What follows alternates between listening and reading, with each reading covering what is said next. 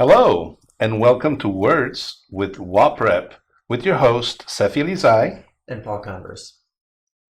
So what do we have going on here today, Paul? So today we have 4 students. I'll have them introduce themselves now. I'm Justin. You may remember me last year from Words with WaPrep. Hi, I'm Cameron. You also might remember me from last year. My name is Christian Taylor. I'm new here. Hi, my name is Evan Fan, and I was also here last year. All right. So we'll start things off right away, and we will start with Justin. So Justin, the word I'm looking at right now is banquet. It's a strange word in English, right? It has a Q in it. So could you tell us what the definition for banquet is? Banquet is a large meal for a lot of people. It's or also a feast. A word with it is that I went to a banquet and ate a lot of food. Okay, so it's a large meal for many people, right?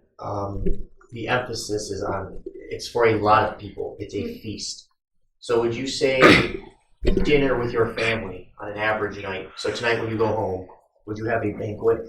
Not really. That'd just be like a normal meal. Right, so a banquet isn't just a typical meal. It's one where there's a lot of food and there are many, many people present. So could you use banquet in another sentence? So during my grandpa's birthday, all my cousins, aunts, and uncles went, and we had a huge banquet. So it's interesting that you brought up you said your grandfather's birthday? Mm-hmm. So you brought up a celebration. Yes. Which is usually what banquets follow. So a banquet's usually a special meal following a birthday, a wedding, even after sad events. So after someone dies, a funeral, you'll have a banquet after the funeral, things like that. So usually a banquet is a large meal that follows a celebration. They're not normal, they're not typical, and there are usually a lot of people in attendance, anywhere from 20 to, for example, my wedding had 120 guests. There were 120 people having one big dinner. So you can have quite a few people at a banquet. All right. Evan, I'm going to ask you, what is the word assemble, if you can tell us the meaning? So assemble means to put together or to bring together in a group. So is it just for people, or do you see it being used for some other things? Maybe you could use it to assemble a robot. That's very good. So do you see it commercially when you buy something in the store? Yeah, maybe it says assemble a giant robot, or assemble a dinosaur using Legos or something. Have you ever seen anything that says assembly? Some assembly might be required or no assembly required? Yeah, it normally means you need to build it. That's right. Okay. From the resources provided. And can you use it as like an assembly, right? It's the noun. And can you use it as a verb, to assemble? Yeah. Can you give me an example of using it as a verb?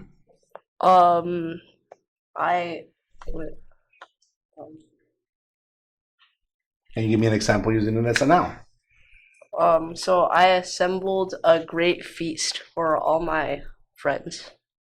All right, yeah. You could say you assembled a banquet, right? Yeah. I assembled one. So in that case, you are using it as a verb. I assembled, right? That's the action, right? And we all went to the assembly. That would be the noun. Yeah. Okay, perfect.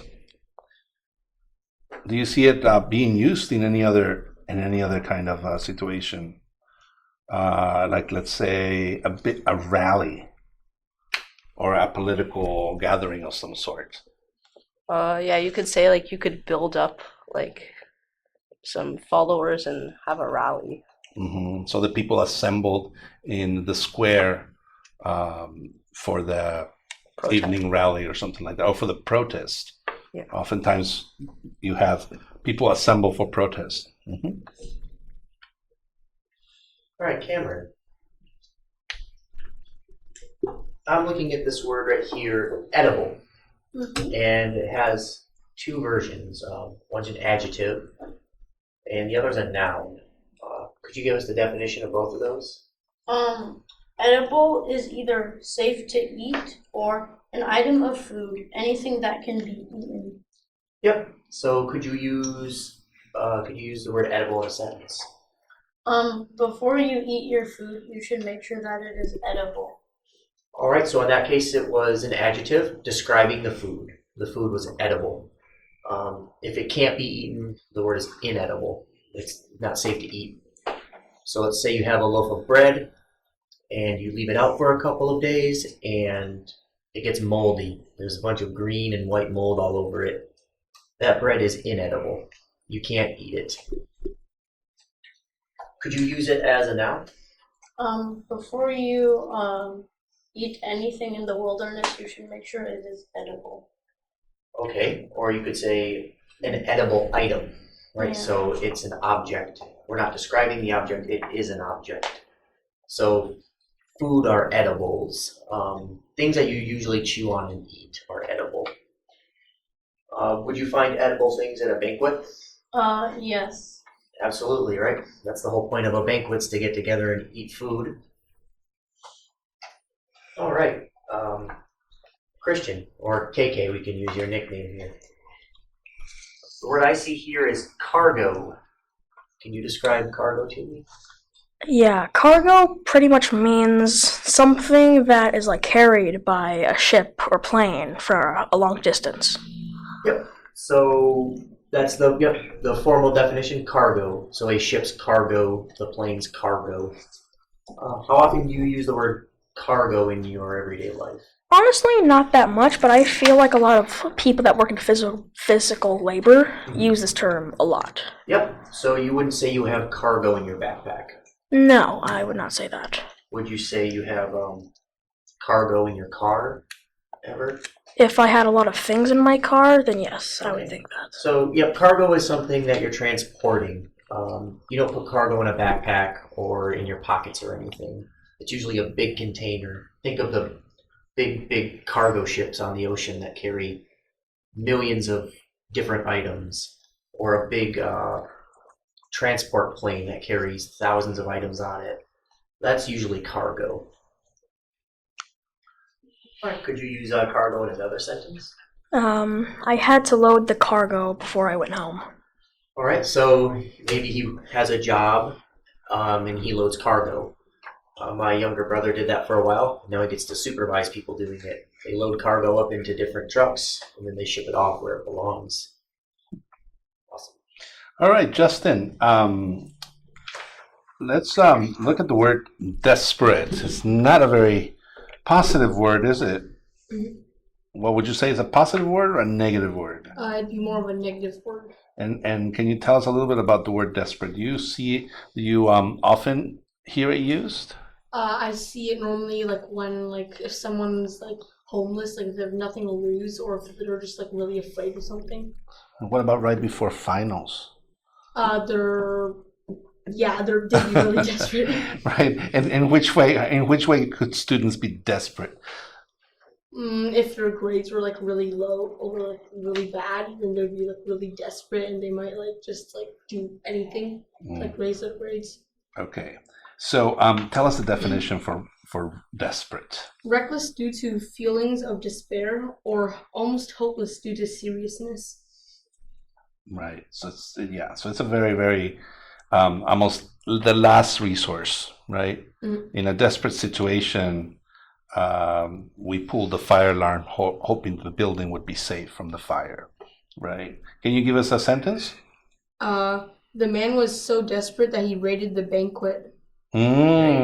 So, maybe someone was having a celebration with food and someone was so desperate for food, they were willing to risk being arrested so that they could grab some of that food and eat. So, desperate's usually when there's nothing else left, nothing to lose. It's now or never. Mm-hmm. Desperate's the end of the line. All right. All right, Evan, I'm looking at the word decrease here. So the word decrease means to become smaller or less, or the amount something becomes smaller. Right, so in the first one it was a verb, right? Yeah. So something becomes smaller, it decreases. Yeah. And then the second one was a noun. the amount something went down.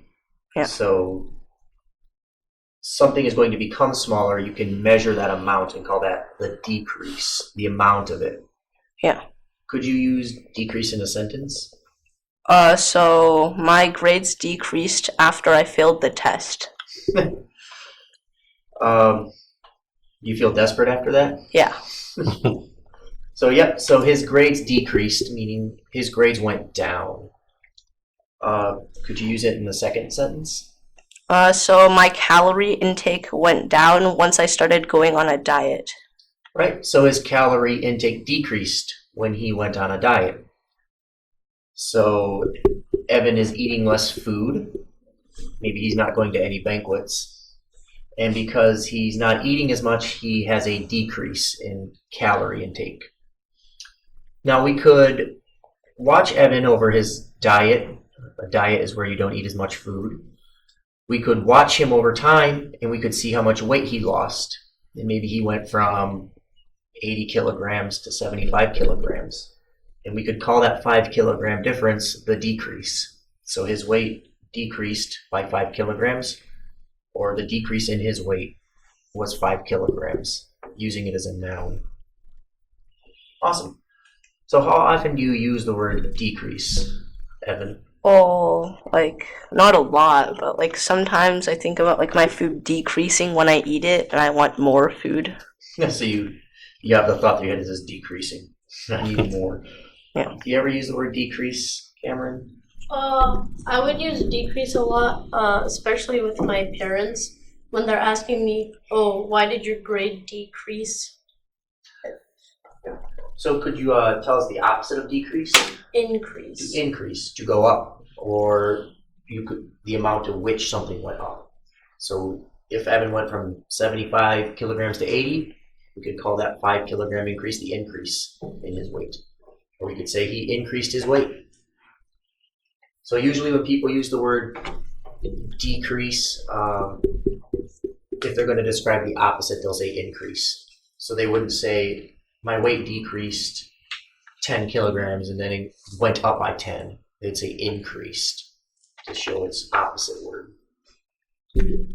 So, Cameron, the next word I have for you is a little, it's less positive. The word is hostile or hostile.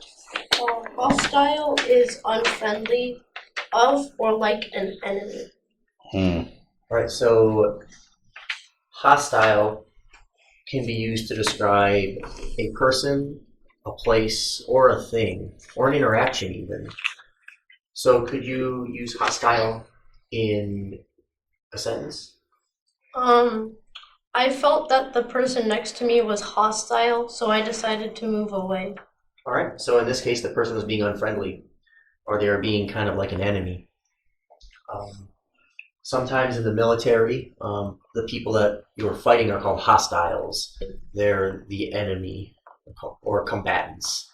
So usually hostile involves someone that's really unfriendly or a situation that could have violence in it. Like a hostile situation would be if someone was threatening to hurt another person.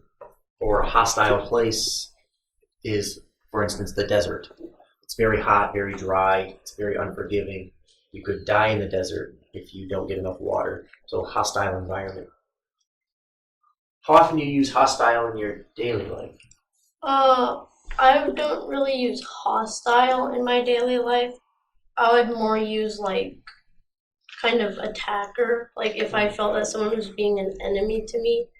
But honestly, I don't really have many enemies that I would feel like I would need to use the word for. Okay. So when do you think people would use the word hostile then? Maybe more in like battle situations, like there's a hostile over there. Okay. Or maybe in a law enforcement, a police perspective, we have a hostile situation at the park.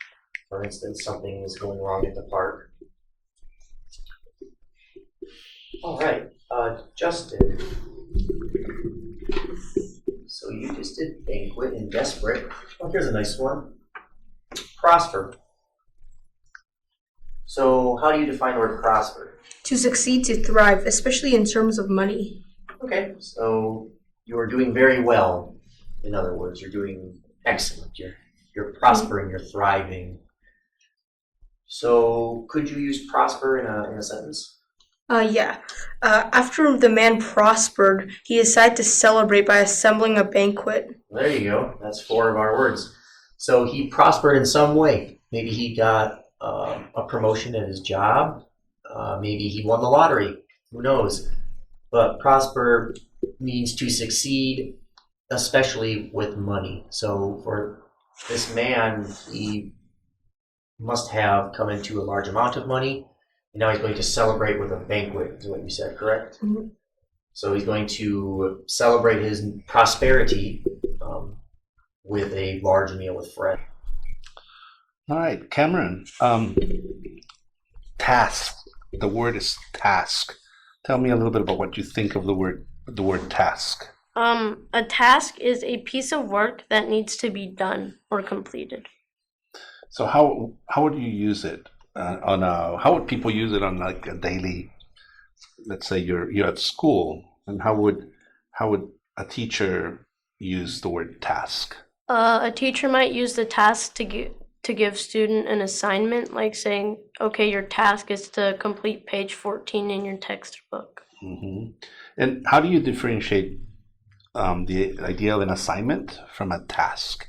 An assignment is something that you're assigned, but it can be completed, I think, over a period of time, or like it's more something that you're given like by yourself.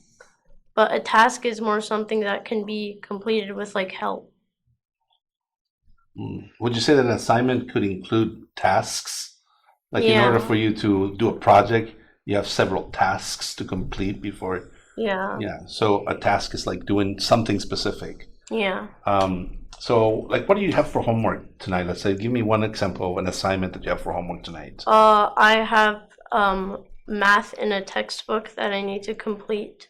So what are the tasks you need to do in order to complete that math assignment? My tasks are to read on how to do the assignment and then complete the problems that I've been assigned.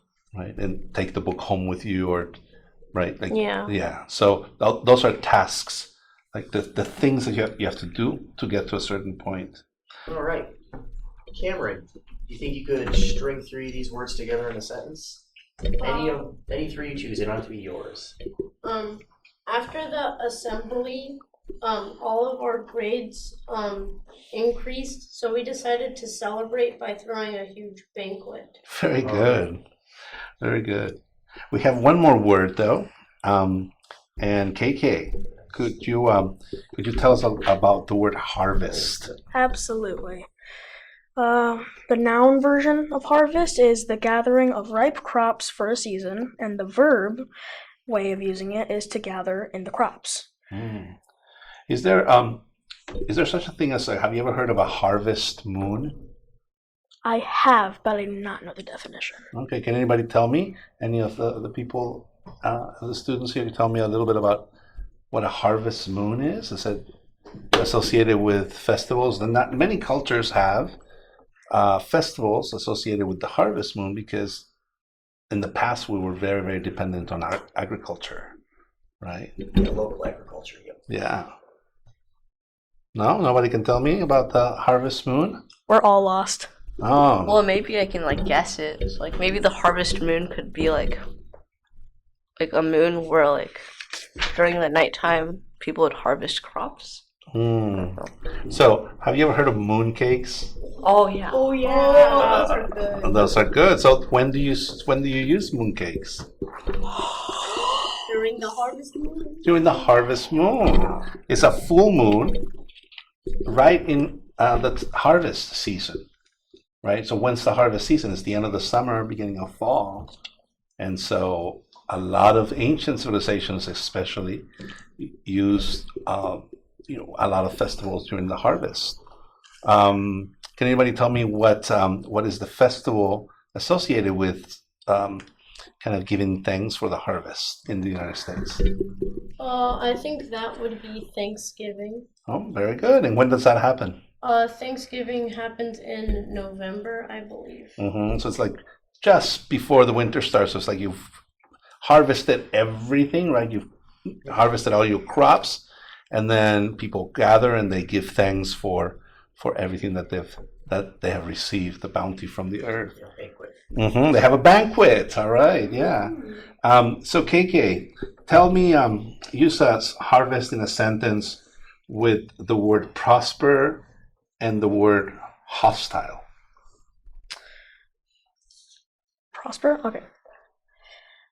We prospered so much we had a harvest, but there was a very hostile animal there. Okay. What about Justin? Can you use the word frivolous and the word task and the word cargo? I had a very frivolous task. I had to deliver cargo to the banquet that was already being raided by desperate people. Nice. You want to try giving them something, Paul? Yeah, Evan, would you use the words, let's see what we got here, decrease, assemble, and edible? The amount of food I was using to assemble the cake was decreasing. Okay. So let's get the word edible in there. Oh, and the cake I was making was also not edible because I put bricks in it. Of course you did, Evan. Well, the amount That's a of very Evan thing to do. the amount of edibles decreased after the assembly, or after the people assembled. Yeah. They ate most of the food. Okay. So I have a challenge. Who can make a little story with all the words that are in there? Oh, all of you. Okay, so let's hear from. Let's say Justin. Go first. Yeah, so use 3 words, Justin, and then we'll pass it to Cameron. Oh, that's a great idea. Mr. Smith had just prospered, and he celebrated by assembling a banquet.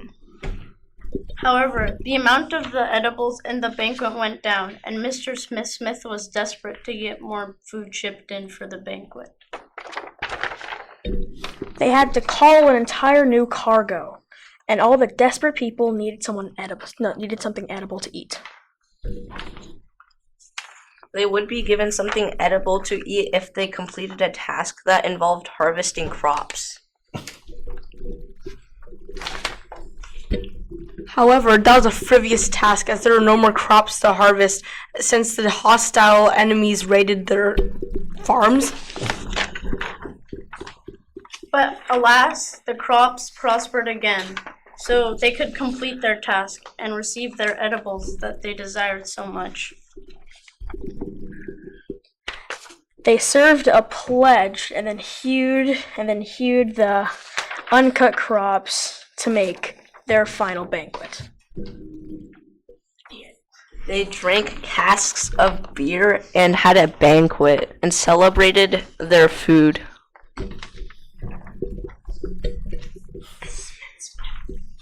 However, the economy decreased due to the hostile forces that already raided their farms, so they could no longer finish their banquet, and all the cargo on their ships were lost due to the hostile enemies raiding it. They became desperate again as the economy kept decreasing and the enemy forces kept increasing. So they rallied and assembled all of the humans that they had left on their little island that Mr. Smith had just purchased with his new prospering money. And they decided to raid an enemy banquet to get more edibles and put the edibles into casks. After a while, a latent power drew within them. The cargo had arrived with casks and edibles. They were no longer desperate. They assembled the food and then had another banquet and celebrated the arrival of the second time of food. Come on, keep it together, man! As their leader, Mr. Smith decided to eat first, and he bit into his first bite, and he realized something. That was Evan's inedible cake. The end! Very good. All right. So tell us, did you enjoy being so KK, you haven't done this before. Did you enjoy it? I thought it was hilarious and very enjoyable. Very good. So we're going to say goodbye. Thank you for listening to Words with WaPrep with your hosts, Sefi Elizai And Paul Converse and our guests. Justin, Cameron, KK. and Evan. Thank you very much. Bye!